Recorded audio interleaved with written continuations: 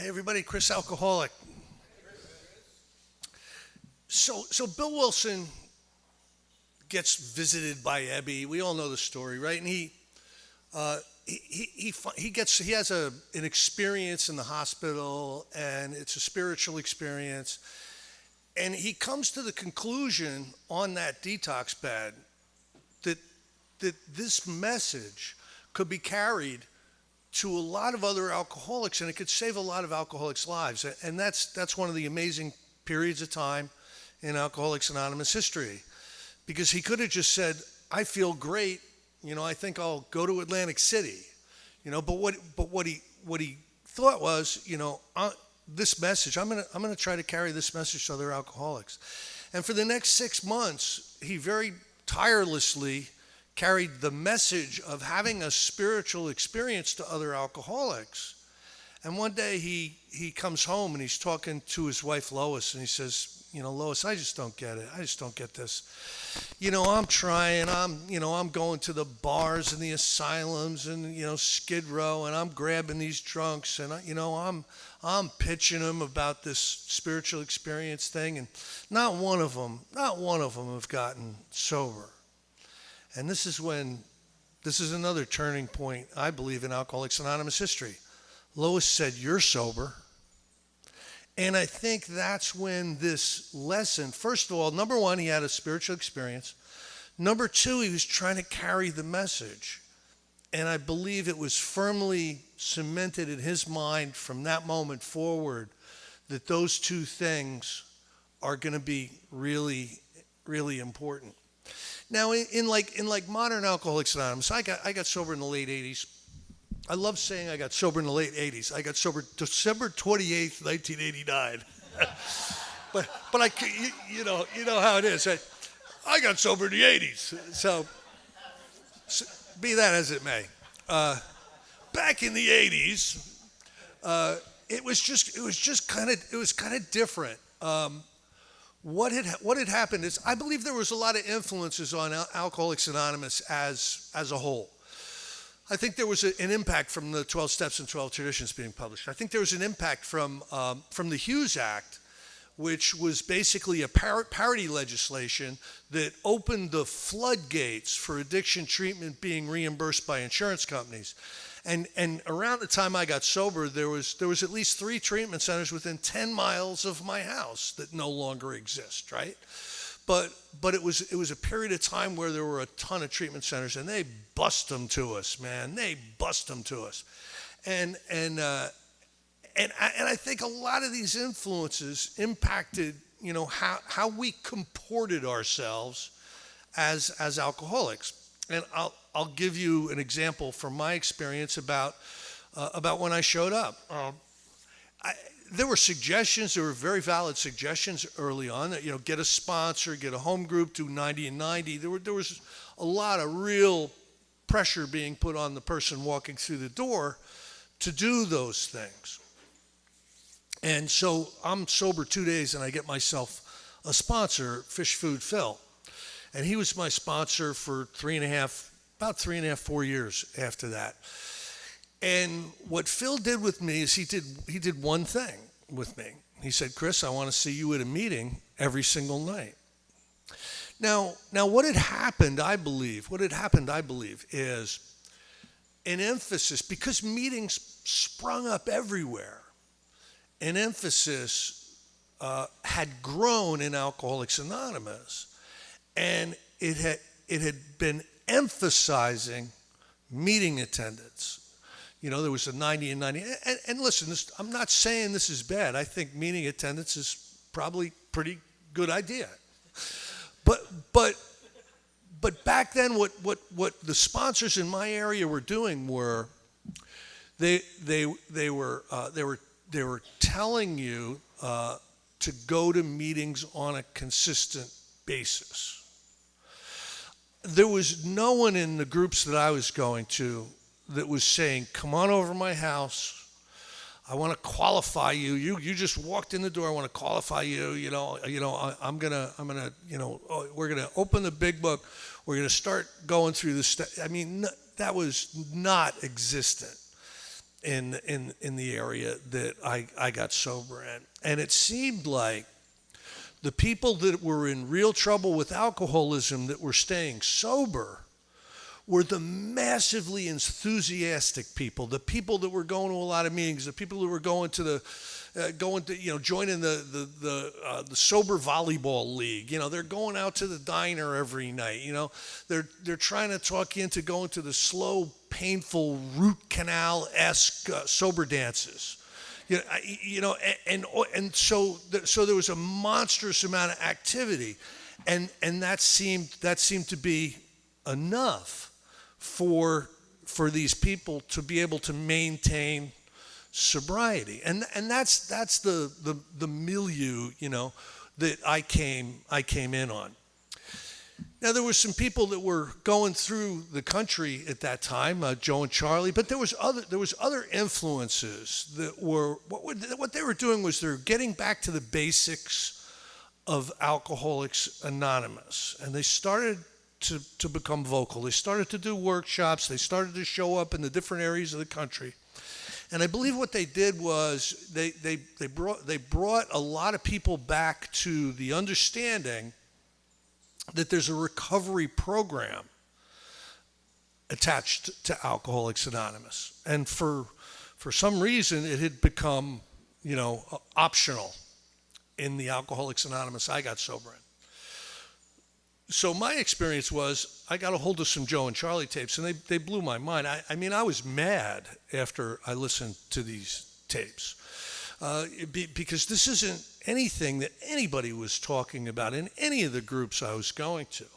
But I recognized that they were talking from experience, and they had authority when they were talking. You knew they knew what they were talking about. So that message resonated with me. And I started to become interested in this thing called a 12-step program of recovery. And I felt kind of on my own, when I was studying this stuff. And I studied it, and I listened to it, and I studied it, and I listened to it. And then I even started to actually do some of it. And that's where I had an experience. I had an experience because I actually started to do some of this stuff I was listening to and sharing about. And I've become, over the course of time, I've become a strong proponent of actually taking the 12 steps if you're an alcoholic. And there's a number of reasons for that. Probably, I'll give you my biggest reason.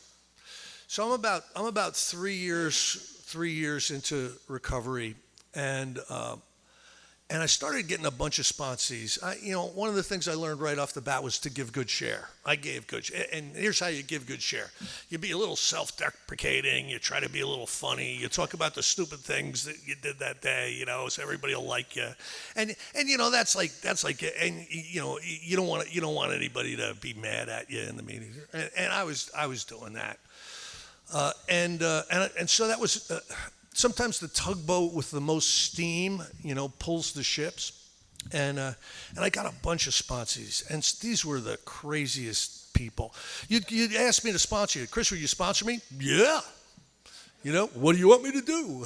I mean, these are the meetings I go to. Here's my phone number. Call me, if you need bail money. And that's kind of what I was doing. And so after going through these Joe and Charlies, I started to bring people over my house. If you ask me to sponsor you, you're going to come over my house, and we're going to open up the big book, and we're going to go through it line by line, page by page, and I'm going to try to get clear with you. We're in partnership. We're going to agree that these are your next actions that you're supposed to take. And it was a flying blind period for me. It really was, because this isn't how I was sponsored. So looking back at the mid to early 90s, there's a number of people who came over to my house and got all the way through the fourth and fifth step, did a reasonably, strong attempt at their amends, really tried to start practicing the prayer and meditation disciplines, and then started to sponsor other people as a result of that. And what I learned from that experience is I know where every single one of those guys are to this day. This is, 25, 27 years later, I know where they are.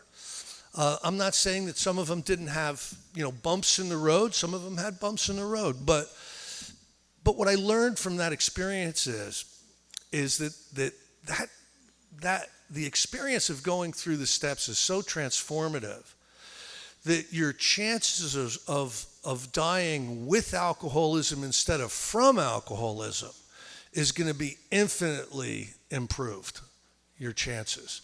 So that's how I basically, started to sponsor.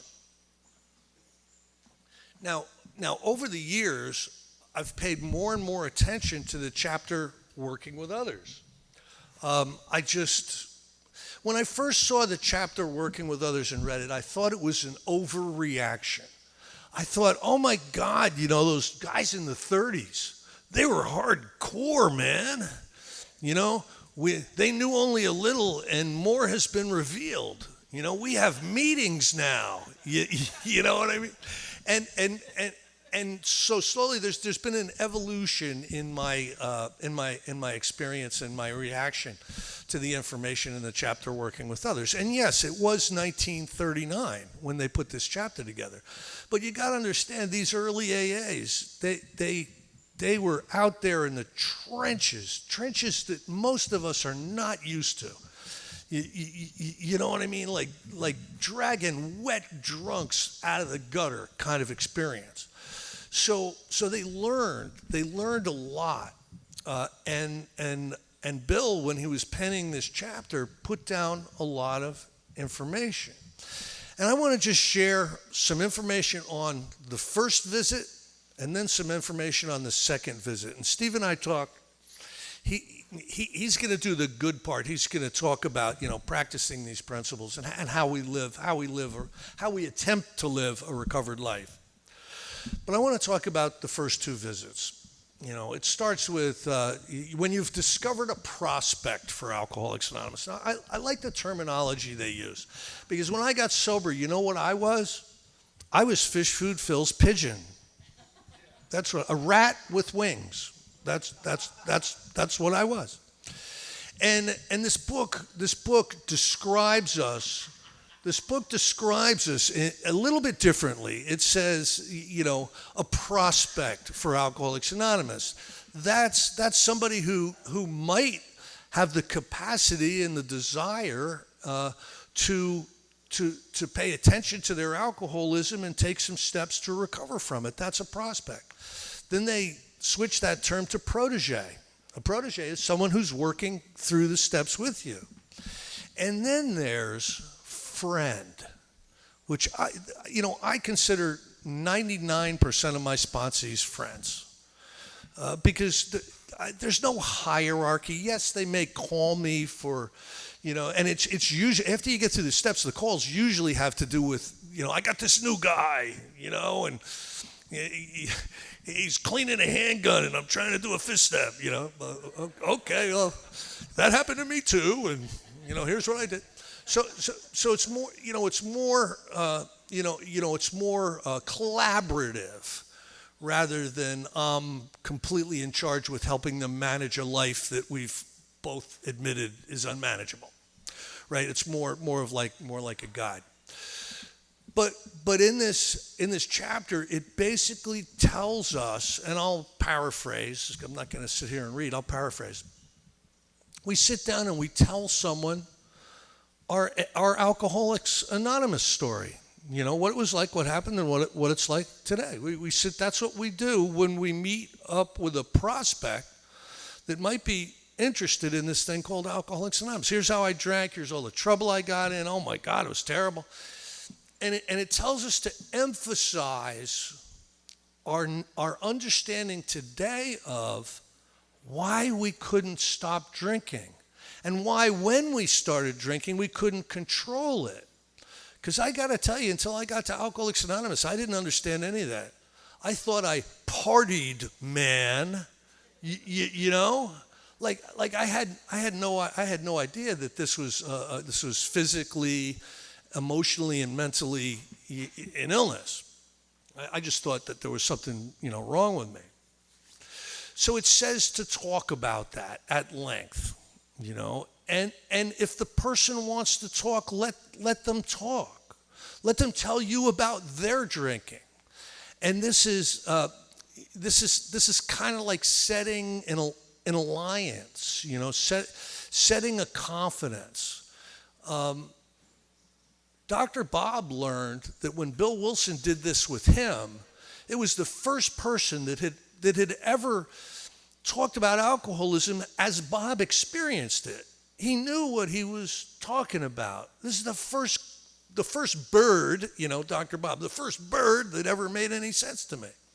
So that's what we're supposed to do. We're supposed to help the person identify.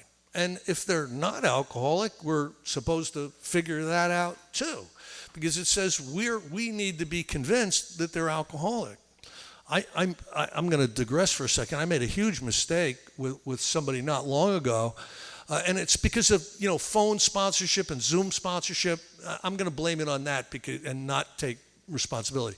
But what it was I finally met this guy, and this is the first time we met, and we're doing a fifth step. And I realized halfway through this fifth step that this was not an alcoholic. This was somebody with a real deep sex addiction. And the alcohol and the drugs were part of that. And because I'm not relating to anything he's sharing in the fifth step. And so I knew right there, what was going on. So that's my digression. So it asks us to get clear with the person that we both have the same thing. And then it says, he's going to be interested in how you got sober. Let him ask you. And so when the person asks you, that's giving you permission to talk for the next hour and a half on your experience going through the 12 steps. It says, tell them how you made a decision. Tell them how you did your inventory. It says, tell them how you went out and made amends. That was one thing when I first was exposed to it. I'm oh my God, you just met the guy and you're talking about amends. But this is what the book is asking us to do. And then tell them how you're attempting to be helpful to other people today. And it's part of your recovery program that you're sitting there with him. And then give them the book. Leave a book with them. So make sure if you're on a 12-step call, you don't bring a Myers, version of the big book, because you're supposed to leave a big book with them. Ask them to read the book, and we'll talk. We'll talk later. And that's really the first visit. Now, for the longest time, I thought that was just hardcore. Don't you bring him to meetings for 2 or 3 months? Yeah, you can do that. None of that stuff is wrong. But isn't it more compassionate to right out of the gate help somebody identify what the problem is and help somebody identify what the solution is, rather than to just try to get a third baseman for your sober softball team or something? Isn't it more compassionate? I would want somebody to be telling me the truth. So that's the first visit.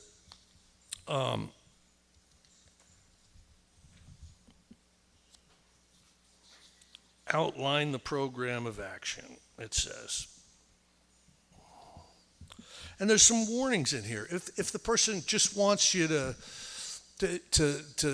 be a banker or a drama coach or whatever, make it very, very clear that there's a service that you can provide. There's help that you can offer, but it's going to look like this. A huge mistake I made early on is I let my sponsees define our relationship. And sometimes that would work and sometimes it didn't. But I'll tell you what, I wasted a lot of time and I wasted a lot of their time trying to do this in a way that really isn't conducive to a spiritual experience. So I told you I sponsored just about anybody, and there were people that were 100 years away from, making amends or even doing a fifth step that I was sponsoring. A lot of times I'm just trying to convince them to come to meetings. And this book is basically telling us that as recovered alcoholics, our time is incredibly valuable. It should not be wasted on people who are not willing to work with us. Now, don't hear me wrong here. The doors of Alcoholics Anonymous are as wide open as they can be. You know what I mean? AA as a whole, if you think you have a drinking problem, show up. AA as a whole is wide open. And there's but one requirement for membership, in the meetings of Alcoholics Anonymous. But if you want my one-on-one time, I'm being directed in this book to be much more specific about how I offer you my time.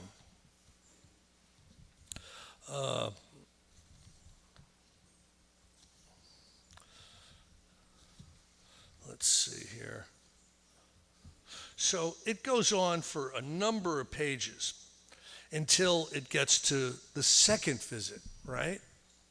And on the second visit, he has read this book and is willing to go along with the information that's listed out in the book Alcoholics Anonymous as a recovery program. Now, I got to tell you, how many people is that going to be? How many people are actually even going to read the big book when you lend it to them? Is there latitude to operate outside of these guidelines and try to be more helpful and try to be, try to be a better friend to them, and maybe they don't understand a lot of stuff to try to be there to answer questions yeah, absolutely. There's tons of latitude in this. But when you get the person who has read this book and is willing to go through with the program of recovery, it's a whole different experience. It's a whole different experience. And the chances of that person ending up recovered and not wasting your time has infinitely improved. What is my experience with this stuff? I have had people who are really willing. You suffer enough, and you're willing, especially when you're brand new. When you get somebody just walking in off the streets, a lot of times their willingness is strong. And then if they're allowed to languish in the rooms of Alcoholics Anonymous long enough, not being held accountable to a recovery program, that sense of pain and suffering is going to diminish to the point where they might see this 12-step stuff as an overreaction. So is it a good idea to get somebody, when they're right off of a spree? Yeah, that's kind of a good thing. But I've had the people who are willing to go to these lengths, and you know what? They end up being card-carrying AA members in good standing, working with other people, sponsoring other people, starting meetings. You know what I mean? And they make you look good, which is probably the most important part of this whole thing. Making you look good. Because there are sponsees that make you look bad if you're not following these principles. Is Harry yours? He's borrowing money and he's hitting on the new women. Yeah, Harry's mine. I'll talk to him. What would you rather have? What would you rather have? Now, again, the doors of Alcoholics Anonymous are wide open. But this is saying, my value as a recovered alcoholic should not be taken lightly. And if I'm trying to help somebody manage a life that really we've all concluded is unmanageable, if I'm that drama coach and I'm spending a lot of time on that individual, there might be people out there that are willing to go through this that I could be spending my time on. Does it sound hardcore? You know, I think it's compassionate. You know, I do believe that it's the compassionate way to go. And with that, I am going to turn the meeting over to my good friend Steve, who is going to talk about a whole bunch of good stuff.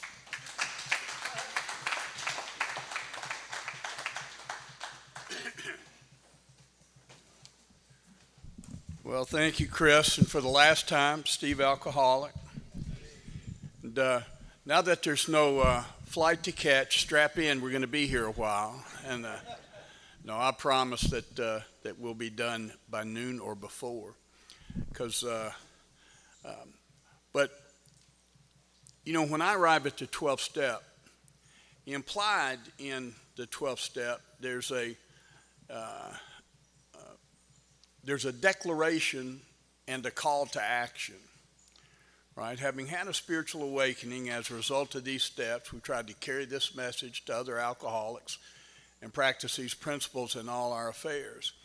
It declares that I have arrived at the 12th step having had a spiritual awakening.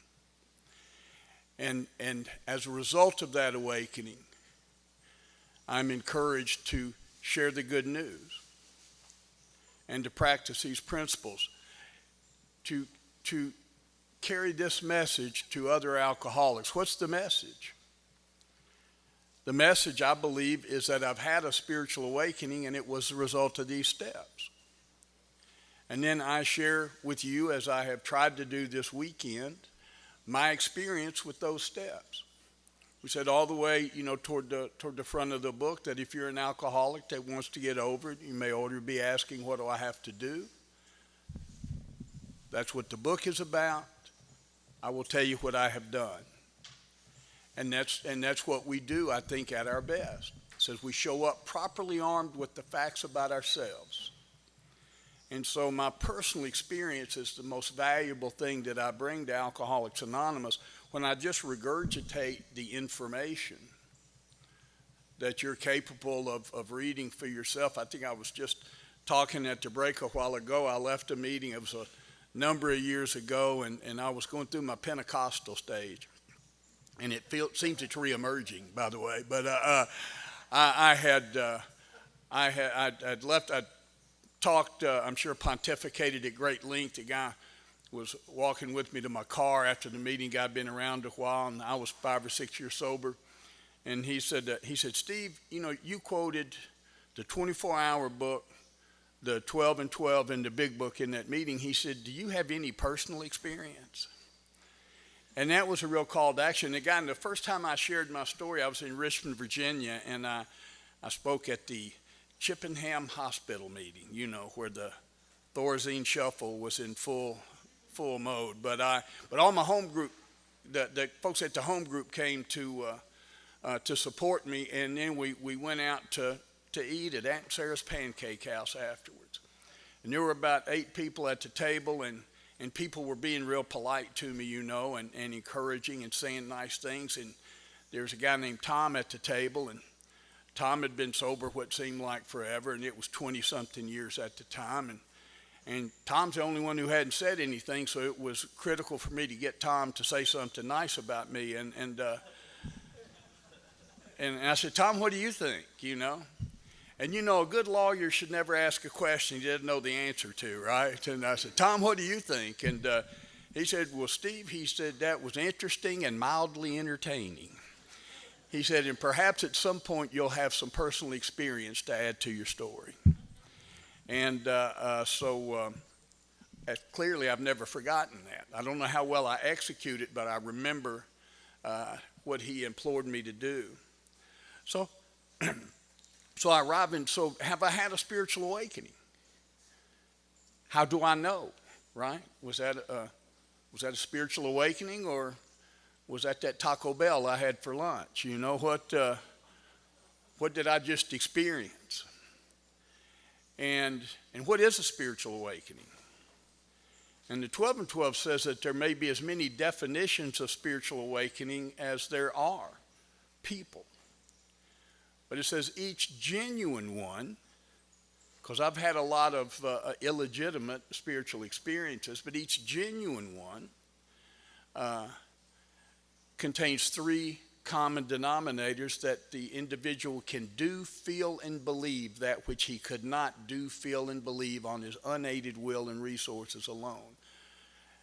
Powered by this new connection, this spiritual awakening, I can see things I couldn't see, I can feel things I couldn't feel, and I can do or not do things I could not do or not do. The easiest example for me to understand on the front end is that I had gone a period of time without drinking, and before I couldn't not drink. So there's an example that there's something working in my life that wasn't available to me or wasn't being accessed by me previously. One of the examples of what a spiritual awakening feels like on me, because again, we try to articulate this, but it feels different and sounds different in the telling from person to person. And that doesn't mean that they're different, but we describe it differently. I guess everybody in here knows Bill at some level. And if I ask everybody to grab a sheet of paper and write down your description and the characteristics of Bill, everybody would do it. How tall is Bill? What color are Bill's eyes? What kind of temperament does Bill have? And we would all do it, but they would sound different. Some of us would have Bill as 6'1", some of us would have him as 5'10". Some of this newcomer sponsees probably thinks he's 6'6", you know. And but that doesn't change who Bill is. Bill's just who Bill is. And my description and my relationship, just like the blind men and the elephant story, influences how I take that. But years ago, when the movie Avatar came out, which was kind of the reintroduction of the 3D technology and 3D glasses. Now, I'd been around for 3D movies in the 60s and 70s, you know, and there were those cardboard things that just had a red tint. These things were unbelievable, right? The new technology, and saw Avatar in the IMAX theater. And I'm sitting there in the theater, and I am just enamored of this technology, and I'm looking at the screen, watching the movie, and I would take the glasses off and look at the screen, and it was the same actors, and it was the same dialogue, and it was the same movie, and it was the same plot, and there was nothing different, but my experience of it was different. When my glasses were off, it is a two-dimensional movie without the depth. It had height and width, but no depth. And it was fuzzy, like your faces are to me right now. If I didn't have my glasses, you guys, if you want to commit a crime, now's the time to do it, because I could not pick you out of a lineup right now. Now, when I put the glasses on, nobody's moved. Everybody's right where they were, but I can see what I could not see. I could see that movie more clearly. It added depth to the width and height. It enriched the experience that I was having. But nothing changed except how I experienced it. And that's how I view the spiritual experience today. And its simplest explanation for me is a spiritual experience is when I'm experiencing something spiritually. When you have added the fourth dimension to the three-dimensional world that I live in. When you add that vital sixth sense to the 5 human senses that I am operating on.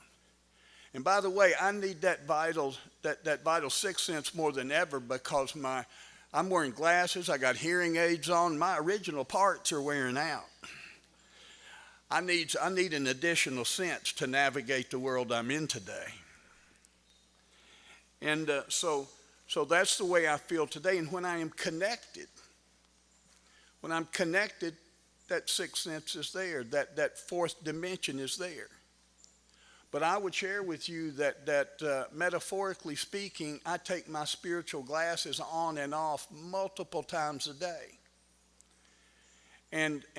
So I am, through the process of the steps, trying to stay that conscious contact, trying to stay more connected, to deepen the connection, to build the foundation around that, and to stay connected longer over time. So those periods of seeing with the glasses on rather than off are increasing over time. And so my experience of the world changes. I had a guy call me, a sponsee, and I actually woke up one morning, grabbed my phone, and there was an unanswered call and a voicemail from the night before around 1 or 2 in the morning. And I had the phone on silent. And he went on about some, he was on fire. I mean, his life was burning up. There was a tragedy going on. I called him immediately, and I said, hey, man, I'm sorry I didn't get your call. How can I help? He said, don't worry about it. I'm fine now. I said, dude, how could that be? I haven't even weighed in yet. How can you be better without my input? And he told me a little bit, and I said, well, what has changed since you made the call? Nothing factually had changed in his life since he had made the call. Just his relationship to what had happened had changed. The problem became not a problem. He had found whatever peace of mind, and I think that's all he was calling me about, to maybe hasten that and for us to try to get there together. But nothing had changed factually. His experience with it was changing.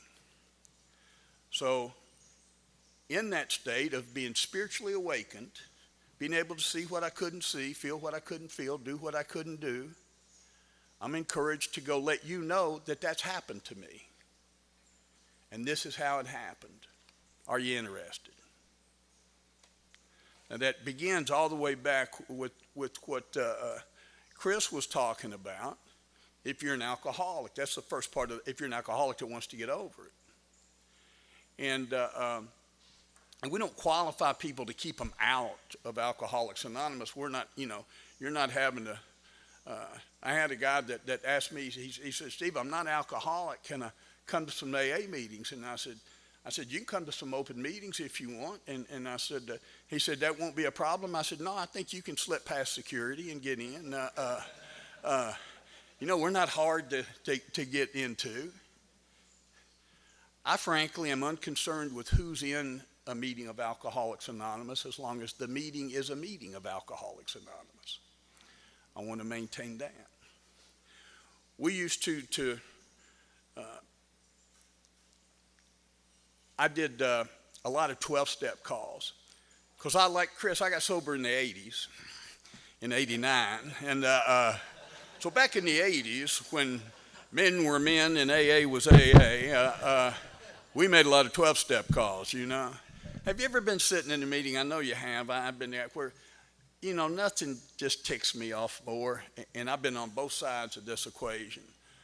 But say it's a third-step meeting, and man, a guy's 6 months sober and just exuberant, shares about the third step, and then the 5-year guy will share next. He goes, well, I remember when that's what I thought about the third step, and then we'll tell you the real deal on the third step. And, then the 10-year guy will trump the 5-year guy, and we'll just play, that. And what I would say is that none of those, you have allowed me to have my experience as I'm having it in my time and not diminish it because now I know better.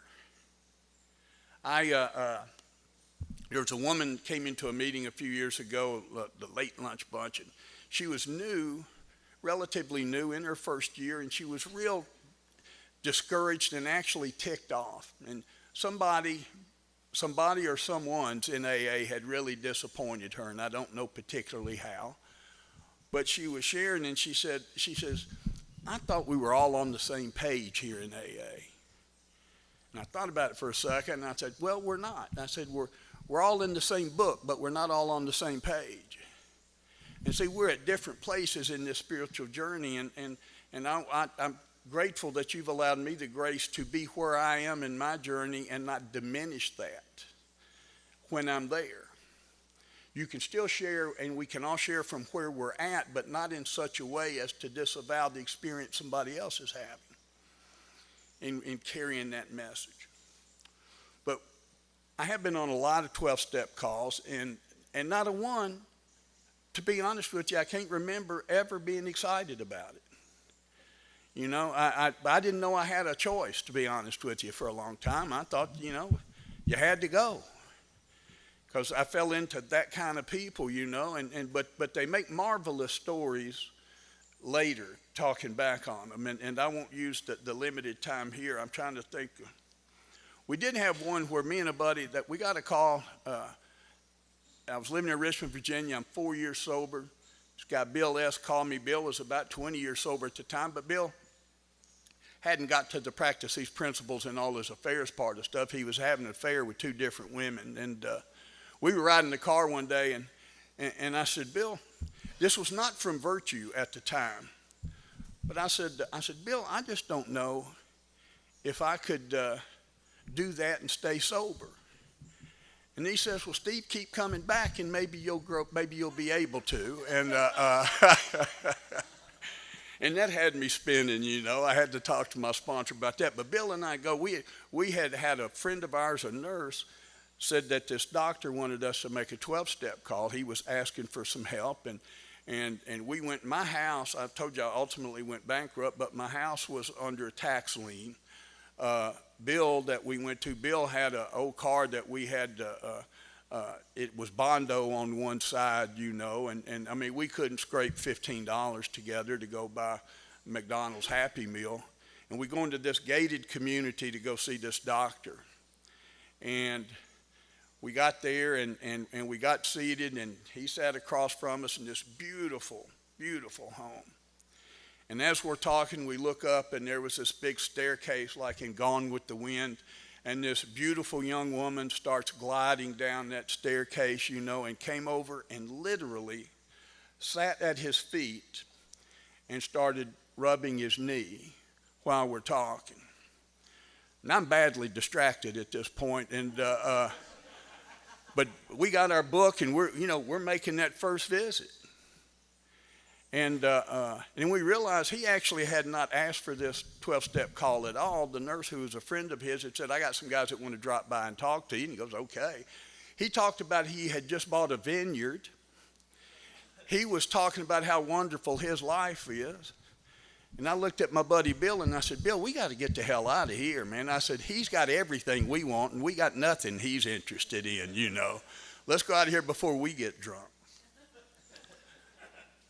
For years in Nashville, when I moved back to Nashville in 1997, there was a group of guys already doing it. A couple of people here asked me if I knew Mike A., or as we call him, Chainsaw Mike. I'd heard Mike talk. He Chainsaw Mike because he cut his neighbor's trees down.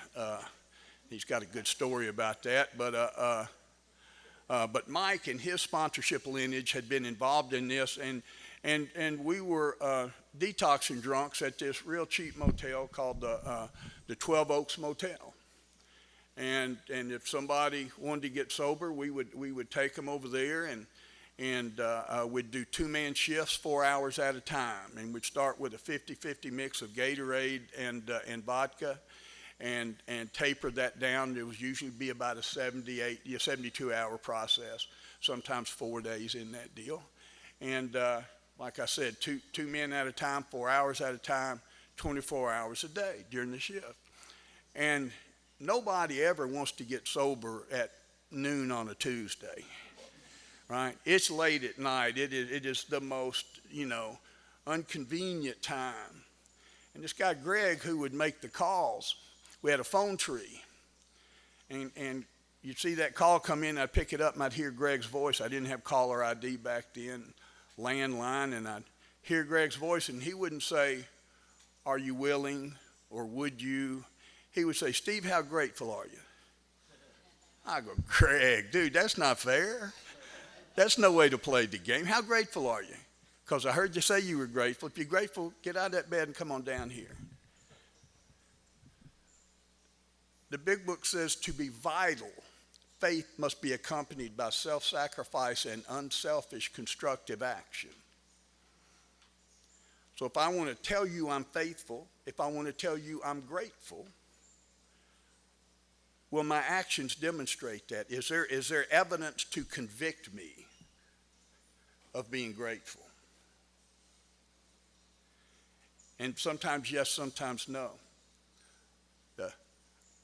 The one more 12-step story I'll call, and then I'm going to move on to the other stuff. I got a call, and I had sat in a meeting at the backroom group, and it was on gratitude, and I was overflowing with it that morning verbally. And I got back home about 1 o'clock. A friend of mine, Steve B., he said, "Hey, man, will you go on this 12-step call?" He said, "Central office, call me," and we got a guy at the residence inn, and he's threatening to kill himself. And I go, "Okay." And he said, "I don't want to go by myself." I said, "Okay, I'll go." So us two Steves took off over there to the residence inn, and we get to the room, and then the guy's got a gun, right? So we're knocking on the door. I'm standing off to the side of it because I'm afraid he might shoot, and we're both scared to death, and we're tapping on that thing and on the cell phone. And I said, "Man, we're here." And he said, "No, you're not." I said, "Dude, we're right outside your door." And he said, "No, I'm looking out the window." And I said, "Man, we're right here." We realized we were at the wrong residence inn. And I said, we figured that. I said, "Hold on, we're coming."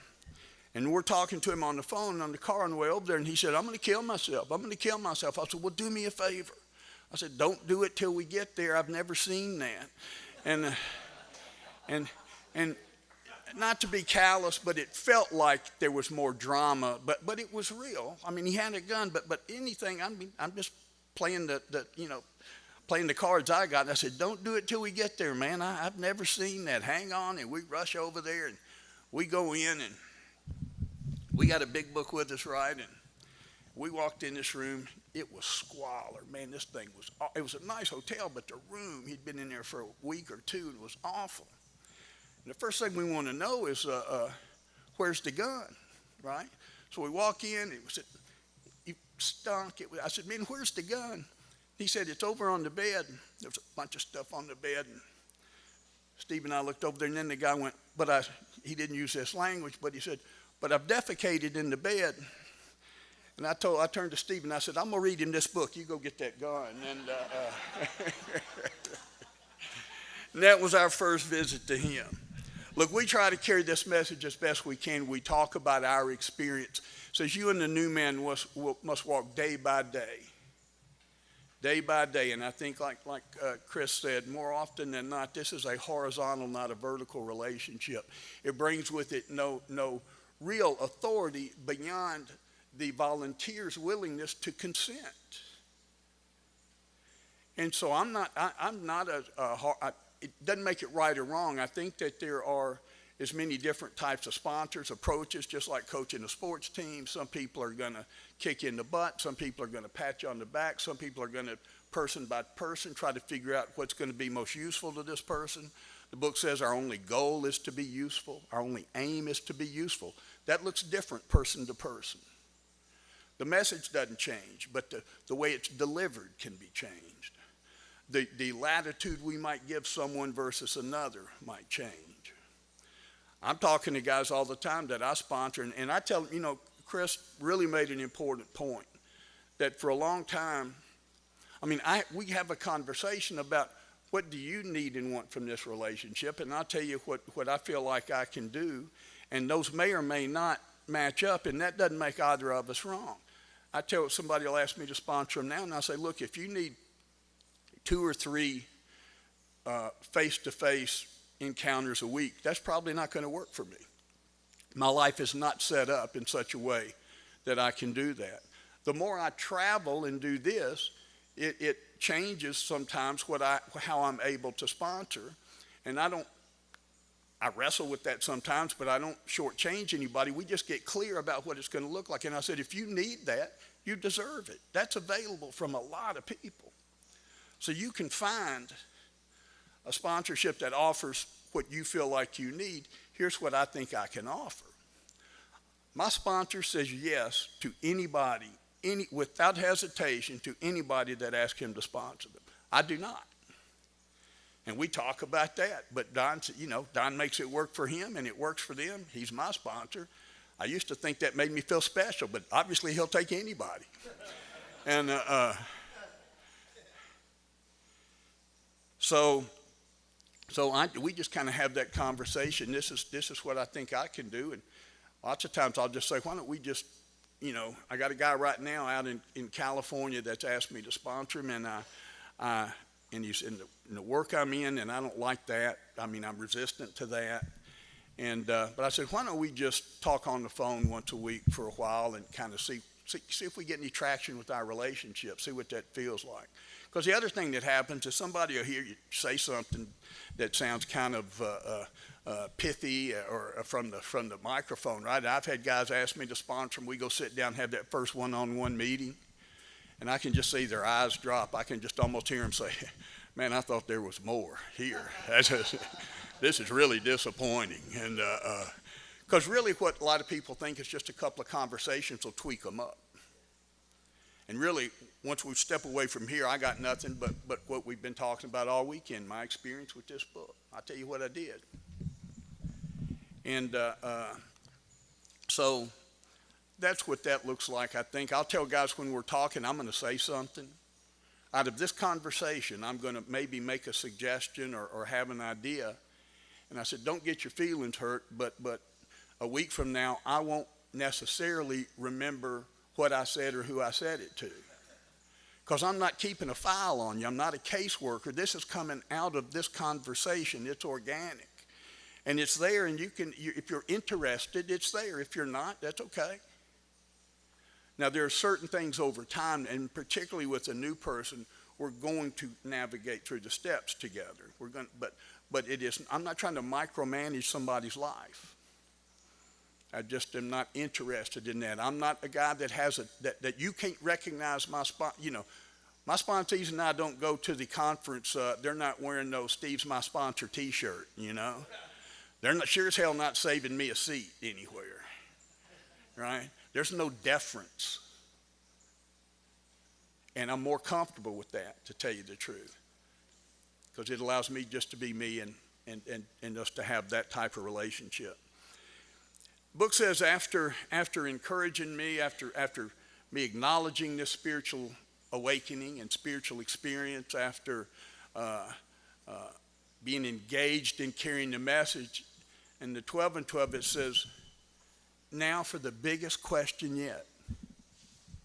Are you kidding me? There have been some big questions. And this is the biggest, we're now headed into the biggest question yet. What about the practice of these principles in all our affairs? We say in the book, we are not in AA. Look, most of my friends are in Alcoholics Anonymous. Most of my time is spent with people and in AA-related stuff. And that's the way my life is set up, and I like that. But there's a great number of people who are getting sober and going out into the mainstream of life. Now, I think I'm in the mainstream. Most of the people on the bus I'm on are people that are in AA. But my life is so much bigger than it was when I got sober. But I got to understand that people are sobering up so they can be part of the world at large. And can I take this now out into my everyday living? The book says, can I take it into my now sometimes deranged family life? Can I treat my family members like I treat the newcomer in AA? Can I have that same tolerance? My daughter is 38 now. And she's had a couple of DUIs, and she's been to treatment. And so from her 20s up through now, there have been some various things. But when she was younger in particular, I was a pretty popular guy with young people in AA. And I treated them with so much more respect and like adults than I treated my daughter when she was 20, 21. And I said, can I, and I couldn't even see it for a long time. So can I take this to my family life? Can I take it into my work life? At the end, after working with others, we get the affairs. We get to the wives, to the family afterward, to the employer. That's other areas of my life that I'm now going into, and those chapters show me the effect I may have had in there, and it gives those folks a little bit of a peek into what alcoholism looks like. But what's a principle? I'm going to practice these principles, and we said the principles we're going to practice are the 12 steps, but a principle is a fundamental truth or belief that informs my belief system. It is a design for living. The principles we have now are our design for living, to go out into the world. You know, and what I realize is I have to practice. I can't practice principles in one area of my life and then not practice them in another area without contaminating my whole life. I went to Tom I, that a number of people in here know, and some others might not, but Tom is another Mount Rushmore guy, and he was my go-to guy for anything that I'm wondering if this is a right or a wrong thing relative, especially to Alcoholics Anonymous. And I was troubled. Part of this was about the carrying the message part. I went through one of those stages, and maybe some of you have been through it, where you go, am I the only one in Alcoholics Anonymous doing anything? I mean, I feel like I'm doing everything, which is really embarrassing because I was hardly doing anything. But I got my corrections commitment, and I'm mumbling and grumbling to myself all the way to it. Everything felt like a burden. I didn't want to be doing anything. I'm talking to the sponsees, but I don't want to. I'm going to my, even Sunday morning, I didn't want to go to my home group. And I was busy, and Tom was busier than anybody I'd ever seen. So I'm talking to Tom, and I said, Tom, how do you find balance in your life? Because you do as much in AA as anybody I've ever known. You've got a family. You're employed and a worker in the prison system at the time. You've got a wife, you've got kids. So how do you balance your social life, your AA life, area of your life, your family area of your life, your work area of your life? And he said, well, first, Steve, he said, I quit having areas of my life. And he said, and you're talking about balance, but what you're using the word balance, but what you're really talking about is time management. He says, because we all have some things on the calendar that we kind of get held hostage to, but he says, what I want to suggest is that you view balance through the prism of spirituality. And he said, if you are spiritually connected, your spiritual condition will inform how you spend your time. And he said, so there's going to be a weekend that you're going to be off somewhere, and your wife and daughter are going to be going, hey, what are you doing? I thought you were going to be here with us. He said, and there's going to be a weekend or a day that maybe you're having your home group business meeting, or they're having the district picnic, and you're home with your wife and daughter, and your buddies are going to be going, hey, man, I thought you were all in. I thought you knew what commitment was in AA. And he said, and you're going to have to be spiritually balanced to discern which is which, when to make those choices. So that's the balance we're talking about. And but these fundamental truths, the principles are unwavering. The principle does not change based on the circumstances or the conditions. If you've got a compass and you're on the mountaintop, it points true north. If you're down in the valley, it points north. If you're in the rainforest, it points north. If you're in the desert, it points north. North is north, regardless of the surroundings that I'm in. Well, these spiritual principles always point spiritual true north. Whether it's a financial situation or a romance situation or a family situation or a work situation. And again, I can't contaminate one part of my life without contaminating the other. Bob B., who we've spoken about, Peter's sponsor and my dear friend, Bob says if you don't believe that, he said, get half a glass of pure, pristine water and urinate in the other half of the glass and drink the clean half. You can't do it. And so am I going to stay true? And the thing is, good news for people like me, and I'm going to assume you, that we're told right over in how it works. Don't panic, we're not saints. We're going to come nowhere near perfect adherence to these principles. My challenge isn't to be perfect, but I am challenged to do my best.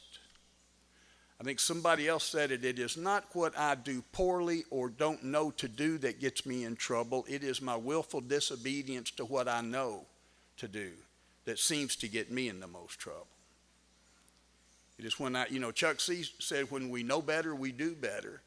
And I'd say there are times that I know better and don't always do better. And that is always going to get me in trouble and weigh heavy on me. So have you ever rationalized? I think we talked about this in one of the earlier sessions.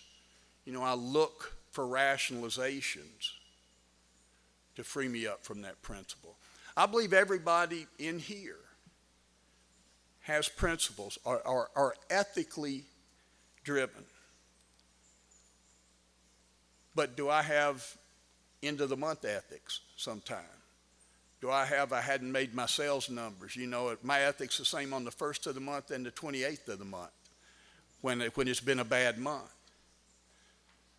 Do I have ethics when I pick up the phone that's ringing and a person on the other end said, I haven't seen that stuff you were going to send me? And I go, you're kidding. So, well, heads will roll here. I'm going to find out. So am I going to, because I didn't do it. Am I going to tell the truth or am I going to lie? I still lie, but only when it's necessary. And it's only necessary when I'm afraid the truth won't work. So am I willing to practice these principles in all my affairs? These principles are the long game. In AA, you have me playing the spiritual long game, right? And all my life, I'm used to doing the quick fix. It says would you hand me that 12 and 12, Chris? As we come to the end of the 12 step in the 12 and 12, it has a couple of the longest run-on sentences in AA. But it talks about now in this recovered state, and it says in well-matured AAs. So there's always a litmus test for me. Am I well-matured? That these distorted drives, these defects of character that we talked about for sex, society, and security will have been restored to something like their true purpose. It says we no longer strive to dominate or rule those about us to gain self-importance. We no longer seek fame and honor in order to be praised. When by devoted service to family, friends, business, or community we attract widespread affection, we're sometimes singled out for posts of greater responsibility and trust. We try to humbly and gratefully exert ourselves the more in the spirit of true love. True leadership, we find, depends on able example and not upon vain displays of glory. It gives a whole host of other things, and then it describes all of these as the permanent and legitimate satisfactions of right living. The implication there, at least for me, is that I have spent most of my life unknowingly seeking the temporary and illegitimate satisfactions of life. I think we were kidding the other day, and I've been eating that cake all weekend, but we were talking about donuts the other night, and I'll tell you I love donuts. And I have never eaten a donut that I didn't love it. I mean, when I'm eating that donut, I am savoring that donut. And as soon as that donut is gone, I am pissed that I had that donut. I'm in a shame spiral about that donut. As soon as that donut is gone, there's no lasting nutritional value. There is nothing good happening to me for eating that donut. When I had that fifth of whiskey or that 8 ball of cocaine, nothing better than the first half of an 8 ball of cocaine. Then you start watching that thing go down. Oh, it starts to get anxious, and when it's all gone and the money's all spent, and you have hit the end of the run, there's nothing good. Now what? In AA, we're flipping it around just the other way, that we're saying, hey, how many times have I diverted myself to avoid an uncomfortable moment for a temporary relief, when you guys are encouraging me to play the spiritual long game? I've heard people say that there's nothing in AA designed to hurt me. I don't know if it's designed to hurt me, but I've done a lot of things in AA that hurt. But there's nothing, I don't believe, in AA that's not in my best interest. And sometimes, when you go to the doctor and you might come in with a gash on your leg, and he's going to give you a shot to deaden that area so he can then work on the real problem. And he says, it's going to hurt a little bit. Sometimes we got to tell newcomers, you know what, this is going to hurt a little bit. But let's go through it. Let's play the long game. Because in the end, it's going to serve you well.